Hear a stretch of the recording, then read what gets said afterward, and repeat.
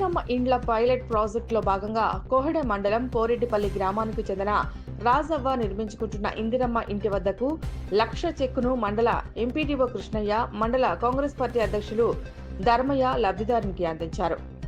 అధికారులు మాట్లాడారు. ఇందిరమ్మ ఇళ్లు వచ్చిన ప్రతి ఒక్కరూ ఇంటి నిర్మాణం చేపట్టాలని, ఈ అవకాశాన్ని అందరూ సద్వినియోగం చేసుకోవాలన్నారు.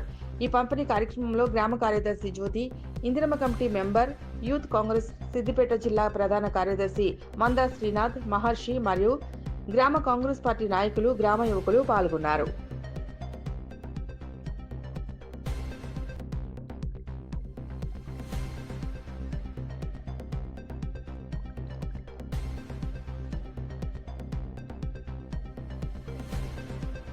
దయచేసి మీరందరూ ఎవరైతే ముగ్గు వేసుకొని ఉన్నారో ముగ్గు వేసుకొని సిగరెట్ తోటి క్యాప్చర్ తీసుకొని ఫోటో క్యాప్చర్ తీసుకొని అది లైన్లో పెట్టుకోవాలని కోరుతున్నా.